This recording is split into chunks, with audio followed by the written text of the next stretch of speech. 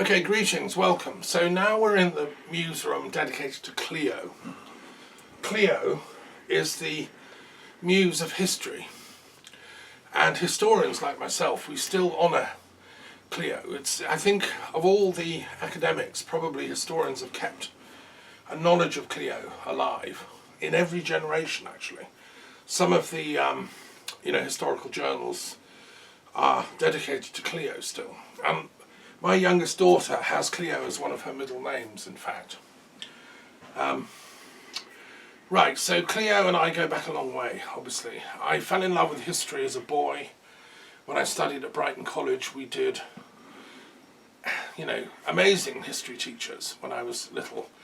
Brighton Grammar School, where I went, was also quite good for history. I loved, everything. I wasn't that keen on the battles and the war approach to history. I always felt history should be the story of real human beings and our lives and our complex sufferings and what was it like to live in medieval Sussex or ancient Rome or whatever. I think the thing that I loved about history was it exercises the imagination. I read lots of historical novels as a boy. That was my favourite. If I went to a library, I'd go to the historical novels section and get amazing books. And it would transport one back into past times. And, I read all about ancient Greece and Rome and Europe and France, because as a boy I came to France often on trips to learn the language. My mother was a French teacher and a European studies expert. And very cleverly she arranged for me to stay with a French family in Paris every year at Easter for 2 weeks, who didn't speak English, so I had to learn French pretty quickly. And I'm still in touch with that family. And we also came to the south of France every year, to the Côte d'Azur as a family. So I grew up with this sense of we live in this thing called Europe, with this common sense of values, this common identity. My father loved history. He would take me round the old medieval churches of Sussex as a boy. And of course I was born in Canada, so I also knew there was this other continent, the Americas, which were profoundly complex and amazing and had their own history. So I studied ancient history at A-level to get to university. I read philosophy to start with. Then I went off and did a Wittgenstein. I lived alone in a caravan in Canada and studied world philosophy.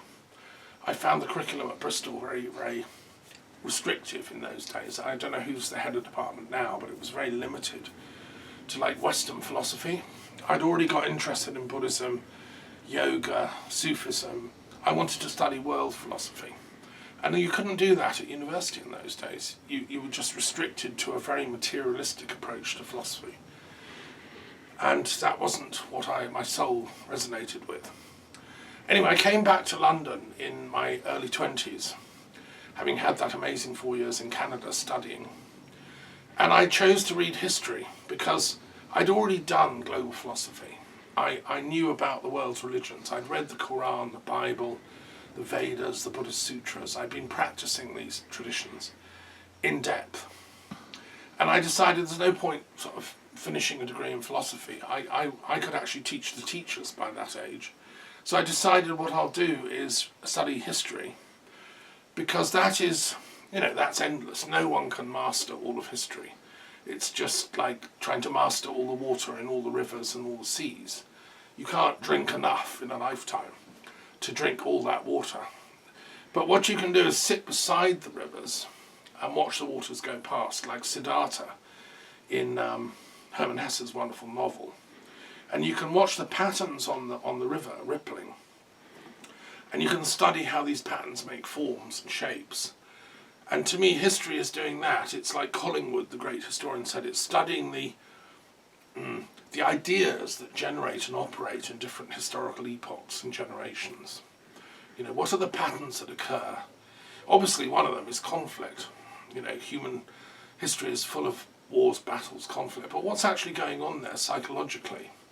That's what's always interested me. And how can we resolve that? What kind of psychological approach to history can we take? So anyway, I went to the University of London. I did a 3-year degree in history.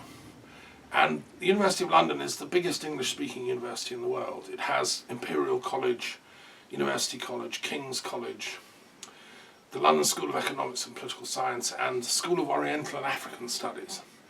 And my own college was the School of Slavonic and East European Studies. These are all world famous institutions. And I just felt I'd died and gone to heaven. I would go to too many lectures. I'd sit at the feet of all these great historians from all over the world giving their talks.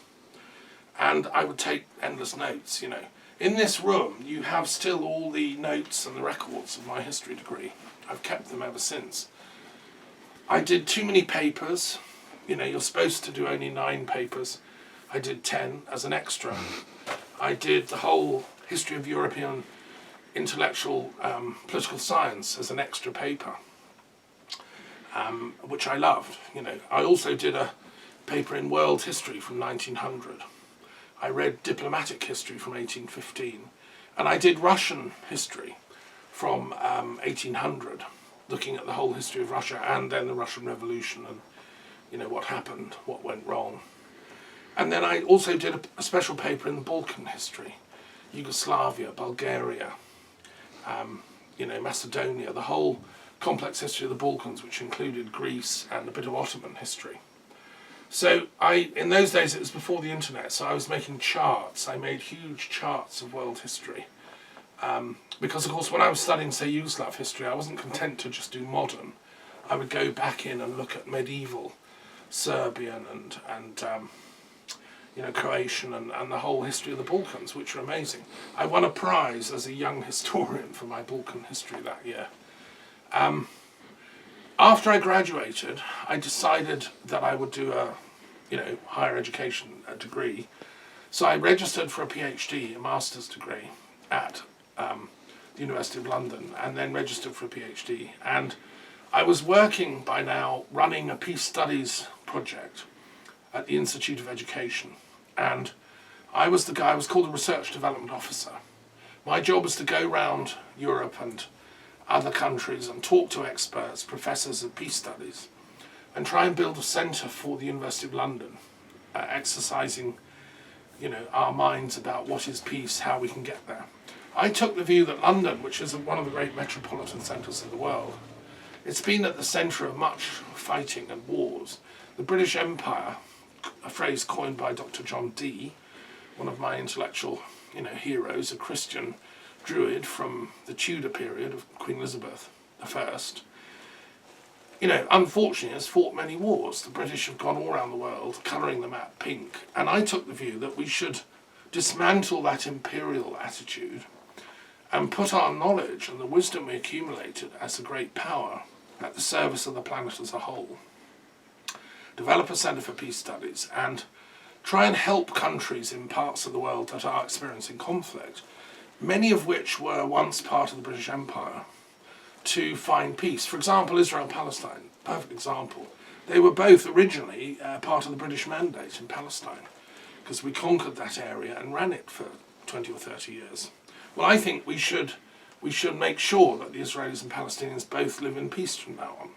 Another example is Kashmir. We ran the British Empire in India. That was all part of that. Well, we should be helping to solve that Kashmir problem. And the dear Muslims of Pakistan and the dear Indians in you know, India, Hindu, some Buddhist and many Jains and other religions, you know, multicultural India, should be able to solve this Kashmir problem. With British you know, support. That was the vision of our Peace Studies Institute. So this room Clio houses 2 things, just history, pure history. It's got books to do with the history of the world.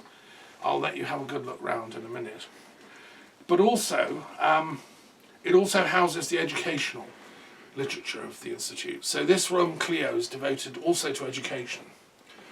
Later I trained as a teacher. I got my PhD and worked at university level, but I also think it's important to teach younger minds. So I trained as a school teacher, and I taught history and philosophy and religious studies in some really brilliant schools in Britain.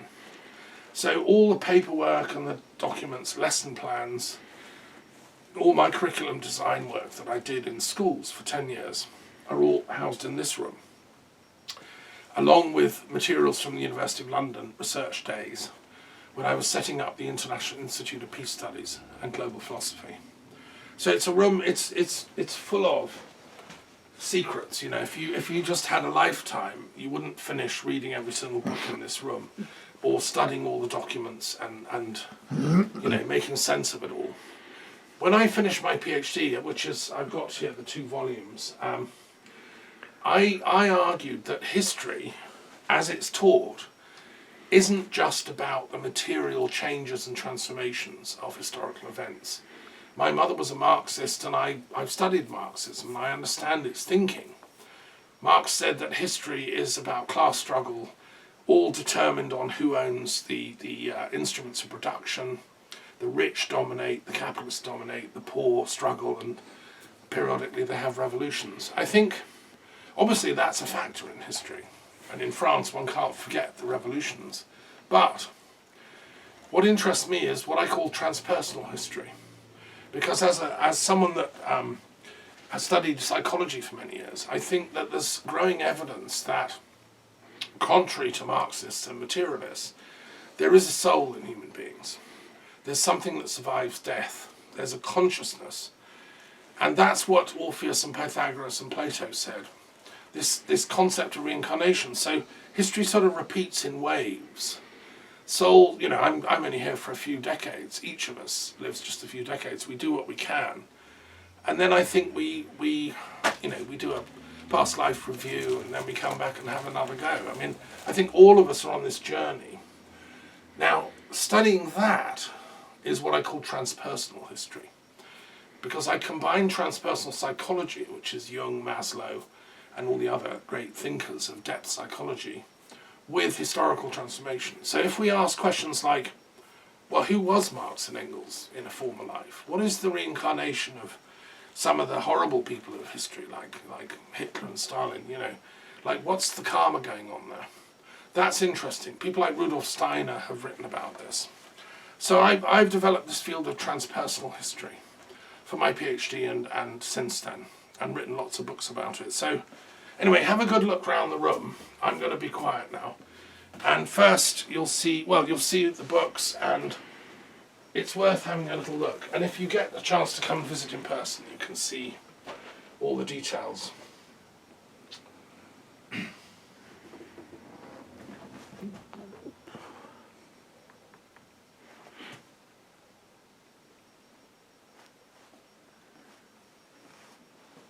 This purple hood there is my doctoral hood, which I was given at the University of London for my PhD, finally.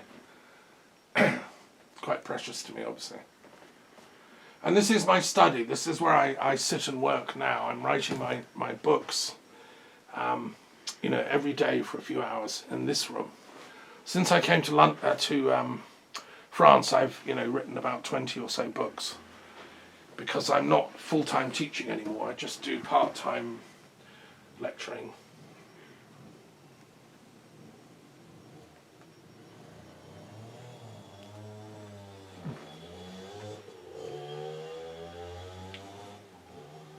So Clio sends her love, and if you get a chance to visit, you can see more of the mysteries that are kept here.